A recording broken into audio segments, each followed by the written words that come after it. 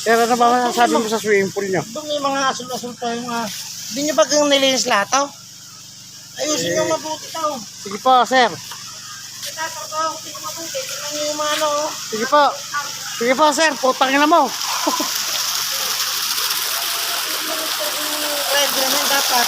Bago nyo patuloy ng tubig, kung nagdi-deliver, nilinis nyo muna yun.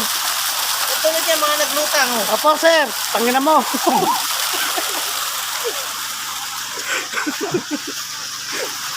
Oo. Ano pa pag-uutos mo? Ano pa ho ba mali? Ito gamitin nyo mamaya, tingi-tingi sa kayo pagkala nang ginapaglamig kasi mainit pa.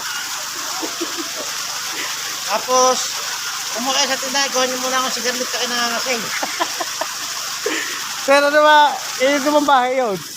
Yeah, yung isa may caregiver ko rito eh. Isa naman, yung retro ko para sa mga gala sa akin. Oo. Tapos andito, may bakating kubok, tingin sila. Kubok. Napakayaman nyo pala, sir. Oo. Tapos ito yung aking tindigaran, mga babata. Kaya. Okay.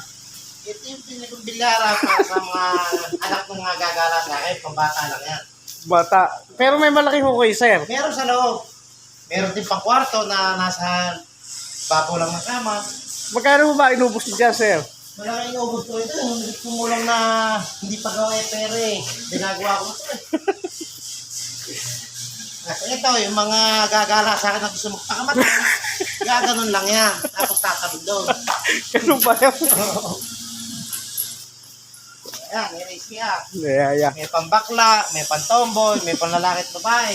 Para pumagdumot sila. Kaya sige, Jay. Ayan, ito yung gamit ng hardinero namin.